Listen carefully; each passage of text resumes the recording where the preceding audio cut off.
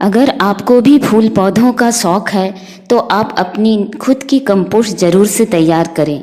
ये जितनी अच्छी बनकर तैयार होती है उतनी ही सस्ती भी होती है। नमस्कार दोस्तों, मैं हूँ जयंती और आप देख रहे हैं जेमीस जंगल गार्डन। आज मैं आपसे अपने कंपोस्ट में किस तरह से बिल्कुल आसानी से तैयार करती हूँ वही शेयर करूँगी। उससे पहले मेरे गार्डन के कुछ फूल पौधे आप ज़रूर से देखें कि जो मिट्टी मैं तैयार करती हूँ उनमें मेरे ये पौधे कितने खुश हैं। इससे आपको पता चल जाएगा कि एक हेल्दी प्लांट के लिए कितनी आसानी से हम मिट्टी तैयार कर सकते हैं। मेरे सारे पौधे उसी मिट्टी में लगे होते हैं और थोड़ी बहुत फर्टिलाइज़र मैं देती हूँ, क्योंकि मिट्टी आपकी जितनी अच्छी होगी आपको फर्टिलाइज़र की ज़रूरत उतनी ही कम पड़ेगी। बिल्कुल भी फर्टिलाइज़र नहीं देती हूँ। अगर ऑर्गेनिक करती हूँ तो फूल खिलना नहीं चाहते हैं, कलियाँ अगर बन भी जाएं तो वो झड़ जाती है। इसलिए थोड़ी बहुत ऑर्गेनिक और केमिकल को मिक्स कर ही गार्डनिंग करना मुझे आसान लगता है। आज मैं सबसे पहले आपसे एक रिक्वेस्ट करना चाहूँगी, अगर आपको मेरी वीडियोस या फिर किसी और की भी वीडियोस पसंद आती है तो प्लीज़ ऐसे वीडियोस को आप अपना समर्थन ज़रूर से दें, वरना निराश होकर बहुत कोई हो सकता है कि वीडियोस बनाना छोड़ दे, जिसमें शायद सबसे पहला नंबर मेरा ही आए। क्योंकि आप मोबाइल में चाहे जितना भी हाथ फेर लें, एक समय ऐसा आएगा कि आपको अच्छी वीडियोस मिलेंगी नहीं, क्योंकि आपने उन्हें समर्थन ही नहीं दिया था। ऐसी वीडियोस की जगह तब तक ले चुकी होगी अश्लील और गंदी वीडियोस, क्योंकि इन्हें सब्सक्राइबर और व्यूज़ बहुत अच्छे मिलते हैं। इसीलिए मेरी बातों पर ध्यान दें कि आप भविष्य में अपने मोबाइल पर क्या देखना चाहते हैं। देखिए, मेरे सारे पौधे इसी मिट्टी में लगे होते हैं, इसीलिए मेरी मिट्टी मैं बहुत कोशिश करती हूँ कि पूरी ऑर्गेनिक बहुत अच्छी एक मिट्टी बनाऊँ। पौधों को बहुत कम फर्टिलाइज़र देने की ज़रूरत पड़ती है अगर आप एक शानदार सी मिट्टी बनाते हैं तो। ये पौधे उन्हीं मिट्टी में लगाती हूँ। अपने खाद को मैं 50% गार्डन सॉइल में मिक्स करती हूँ, थोड़ी सी रिवर सैंड मिलाती हूँ और पौधे को लगा देती हूँ। बहुत ज़्यादा कुछ मैं इसमें नहीं मिलाती हूँ, लेकिन आप चाहें तो मिला भी सकते हैं। आप नीम खल, बोन मील ये सब भी अपनी मिट्टी में मिला सकते हैं, पर मैं ऐसा कुछ भी नहीं करती हूँ, क्योंकि मेरी कोशिश होती है बिल्कुल आसानी से, कम खर्च में और ज़्यादा मेहनत ना लगे गार्डनिंग करने में। क्योंकि पेड़ पौधों के अलावा भी हमारे पास बहुत सारे काम होते हैं। मुझे ज़रूरत भी नहीं पड़ती है, क्योंकि मेरा हर पौधा बहुत खुश है, मुझे देखकर ही लगता है। देखिए, ये जो पौधा देख रहे हैं ये एक हेज प्लांट है, डुरंटा, और उसमें भी फूल खिले हैं। कितने खूबसूरत से पर्पल कलर के छोटे छोटे से फूल है और इतने अच्छे से इसमें फ्लावरिंग, और ये बहुत दिनों से ऐसे ही इसमें फूल बने हुए हैं। ये सारे पेड़ पौधे मेरी अच्छी सी मिट्टी में लगे होते हैं। मैं फर्टिलाइज़र का इस्तेमाल बहुत कम करती हूँ, ना के बराबर कहूँ तो, क्योंकि मैंने जब भी अपने पौधों को मैं रिपोर्ट करती हूँ, मैंने देखा है मेरी मिट्टी में केंचुए जिंदा रहते हैं। उनका जिंदा होना प्रमाण होता है कि मेरी मिट्टी बिल्कुल अच्छी है, उसमें केमिकल फर्टिलाइज़र का ज़्यादा असर नहीं हुआ है, क्योंकि मैंने बहुत कम इस्तेमाल किया है। बहुत ज़्यादा फर्टिलाइज़र हमें देने की ज़रूरत तब पड़ती है जब हमारी मिट्टी बिल्कुल ख़राब है। बहुत भर भर के मुझे फूल नहीं चाहिए, किसी एग्जीबिशन में मुझे नहीं ले जाना है अपने पौधों को। मुझे फूल पौधों का शौक़ है, लेकिन अपनी मिट्टी को भी बचाना मेरा कर्तव्य है, क्योंकि सालों साल इसी मिट्टी में मुझे पौधे ग्रो करने हैं। बार बार नई मिट्टी में टेरेस में नहीं ला सकती हूँ। किसी फ्रेंड ने मुझसे पूछा था, जब मैंने उनसे कहा कि मैं अपने पौधों को साल में एक बार ज़रूर से रिपोर्ट करती हूँ, तो उन्होंने पूछा इतनी सारी नई मिट्टी कहाँ से लाती हैं। नई मिट्टी नहीं लाती हूँ, जो मिट्टी है उसी में खाद मिलाकर उसे नई बनाती हूँ। थोड़ी सी खाद मिलाएं, थोड़ा सा हल्का धूप दिखाएं, पौधों में जान आ जाती है। ऐसी सारी मिट्टी को हमें फेंकने की ज़रूरत नहीं पड़ती है, बस हर बार हमें थोड़ी थोड़ी कंपोस्ट लाने की ज़रूरत पड़ती है। मैं अपने कंपोस्ट में पत्तियों की खाद, गोबर की खाद और किचन से निकला हुआ जितना भी फल सब्जियों का छिलके होते हैं उन सबको मिलाती हूँ और एक अच्छी सी मिट्टी तैयार करती हूँ। थोड़ी बहुत फर्टिलाइज़र भी ज़रूरत होती है, केमिकल में डालती हूँ ऊपर से, बिल्कुल वो 10 या 20%, यानी ये 80% अगर आपकी गार्डन सॉइल ऑर्गेनिक है तो मुझे सिर्फ 20% उसमें केमिकल मिलाने की ज़रूरत होती है। कभी कभी पेस्टिसाइड भी हमें केमिकल इस्तेमाल करना पड़ता है जब नीम ऑयल से बात नहीं बनती है। कुछ कीट पेस्ट इतने ढीठ होते हैं कि उनके वो जाते ही नहीं हैं। हिबिस्कस तो परेशान कर देता है, तब हमें पेस्टिसाइड भी केमिकल इस्तेमाल करनी होती है। फिर भी हमारी मिट्टी को या हमारे पौधों को कोई नुकसान नहीं पहुंचता है, क्योंकि हम बहुत थोड़ा इस्तेमाल करते हैं। देखिए ये सारे फूल उसी तरह के मिट्टी में लगे हुए हैं। ये सारे अलमांडा की वैरायटी है और बहुत ही आसानी से ये पौधे लग जाते हैं एक अच्छी सी मिट्टी में। मैं अपने सारे पौधे को, मेरी जितनी बड़ी टेरिस है आप देख लें, सभी पौधों को, खासकर फ्लावरिंग पौधों को फरवरी मार्च में, यानी 15 फरवरी से 15 मार्च के बीच, ये 1 महीना का समय मैं बहुत ज़्यादा मेहनत करती हूँ। सभी पौधों को रिपोर्ट करती हूँ, अपनी खाद वाली मिट्टी इसमें डालती हूँ और मेरे पौधे फिर से तैयार हो जाते हैं नए नए फूल और कलियाँ देने के लिए। और इसमें थोड़ी सी केमिकल फर्टिलाइज़र भी ज़रूर से ऐड मैंने किया हुआ है। और इसी मॉनसून में ये और भी फ्लावरिंग इसकी बढ़ जाएगी। देखिए गर्मियों में फूल थोड़े कम हो गए थे, जबकि ये सारे फूल गर्मियों के हैं, फिर भी कम हो गए थे। इतनी तेज़ धूप, जैसे ही बारिश आई सभी फूल खिलने लगे हैं। देखिए कितनी पत्तियां भी कितनी हरी हो गई है। आपकी मिट्टी जितनी अच्छी होगी, आपकी पत्तियों में उतनी ही जान होगी। आपको देखकर ही समझ में आ जाएगा कि ये पौधे बिल्कुल हेल्दी हैं। एक अनहेल्दी पौधा और एक हेल्दी पौधा में अंतर तो हर गार्डनर समझ ही सकता है। पत्तियां पीली होने लगती है।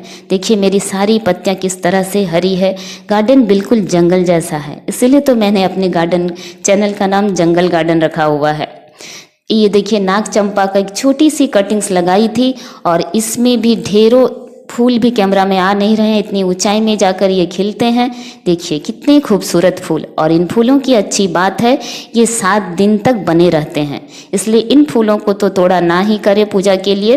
और ये जेट्रोपा के थे।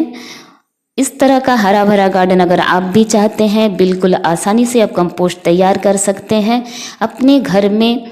मेरे घर के नीचे मैं अभी थोड़ी देर में ही शेयर करूंगी कि मैं अपने घर के बैकयार्ड में अपनी गार्डन से जो भी फूल पत्ते, सूखे पत्ते निकलते हैं उन्हें मैं वहीं पर जमा करती हूँ। किचन से जो कुछ भी निकलता है, फल सब्जियों के छिलके, किसी को भी बाहर फेंक कर मैं न कचड़ा बाहर फेंक कर गंदा नहीं करती हूँ, बल्कि उसे भी कंपोस्ट में डाल देती हूँ। थोड़ी बहुत उसमें गोबर की खाद और ढेर सारी पत्तियाँ डालती हूँ। ये सूखी पत्तियाँ दूर तक देखिए किस तरह से हरियाली छाई हुई है। ऐसा गार्डन अगर आप भी चाहते हैं तो अपनी खुद की कंपोस्ट बनाएं, वो भी बिल्कुल आसानी से। बहुत सस्ती सी खाद तैयार होगी और एक अच्छी सी खाद। देखिए ये मेरे घर का बिल्कुल पीछे का हिस्सा है, जहाँ पर मैंने थोड़ी सी जगह खाली रखी है। यहाँ पर मैंने किसी भी तरह प्लास्टर नहीं करवाया है ताकि मैं थोड़ी सी मिट्टी रख सकूँ। यहाँ पर देखिए मैंने सबसे नीचे में बहुत सारी पत्तियाँ डाली हुई है। उन पत्तियों को जब तक आप किसी भी चीज़ से कवर नहीं करेंगे, देखिए ऊपर ऊपर आपको पत्तियाँ दिख रही होंगी, जो बिल्कुल ऊपर थी वो डिकम्पोज नहीं हुई, लेकिन बिल्कुल नीचे जो पत्तियाँ थी उसे तो आप ढूंढने से भी नहीं मिलेगी। तो इन पत्तियों को जब वो सूखी रहती है, आप जितना भी पानी डालें उन्हें आपको मॉइस्ट रखना पड़ेगा जल्दी खाद बनाने के लिए। आप जितना भी पानी डालें वो जल्दी से तैयार नहीं होगी, इसलिए उसके ऊपर आपको या तो मिट्टी की एक लेयर या फिर गोबर की खाद की, मैंने देखिए इसमें एक लेयर बिछा दी थी। आपको केचुए दिख रहे होंगे, मैंने जैसे ही खुदाई की देखिए केचुए देखिए निकलना शुरू हो गए। जितना अंदर मैं इसे गहराई में खोदूंगी उतने ही बड़े बड़े मोटे मोटे केचुए दिखेंगे, पर एक हाथ से कैमरे पकड़कर काम करना मुश्किल होता है, इसलिए मैं ठीक से खुदाई भी नहीं कर पा रही हूँ, वरना आपको दिखा पाती कि अंदर बहुत बड़े बड़े मोटे मोटे से केचुए हैं। मुझे आश्चर्य होता है, बहुतों को इन केचुओं से घिन भी आती है। कितनी अजीब बात है ना। ये केचुए अगर मिट्टी में ना हो तो ये मिट्टी हमारी बंजर हो जाएगी। बंजर मिट्टी का मतलब तो समझ में आता है ना, कुछ भी नहीं उगेगा इस धरती में। इसीलिए घृणा जैसे शब्द को तो हमें इस्तेमाल करना ही नहीं चाहिए। हाँ, हम कह सकते हैं कि मुझे उससे डर लगता है या फिर कोई और दूसरा शब्द, लेकिन घृणा तो बिल्कुल भी नहीं। आपको केचुए दिख रहे होंगे, मैं जितनी गहराई में इसे खोदूंगी उतने केचुए बिल्कुल ऊपरी सतह में नहीं मिलते हैं, वो थोड़े से अंदर में होंगे। और ऊपर में जो आपको किनारे किनारे पत्तियाँ दिख रही है सूखी सूखी, वो कंपोस्ट नहीं हो पाई, क्योंकि उनमें वो कभी ठीक से उनमें मॉइस्ट मिला ही नहीं, वो ऊपर ही ऊपर रह गई। इसलिए आपको बहुत सारी पत्तियां जब अपने कंपोस्ट में डालें, ऊपर से उसमें मिट्टी या गोबर की खाद कुछ भी आपको एक लेयर डाल देनी पड़ेगी। देखिए कितने सारे केचुए आ गए। मैंने तो यहाँ पर केचुए डाले नहीं थे, कहाँ से आ गए? तो उन्हें भी पता है कहाँ उनका भोजन है।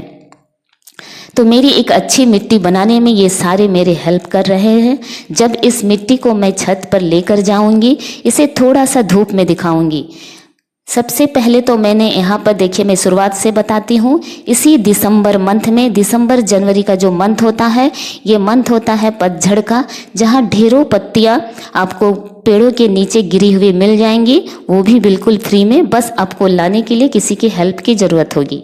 तो मैंने यहाँ पर बहुत सारे पत्तियाँ, इतनी सारी कि जो किनारे के जो बाउंड्री वॉल था उसके ऊपर तक पत्तियाँ चली गई। मुझे लगा पत्तियाँ उड़कर बाहर चली जाएंगी, लेकिन ऐसा नहीं हुआ। जब मैंने उसके ऊपर गोबर की खाद की एक लेयर बिछा दी तो वो धीरे धीरे नीचे बैठता चला गया।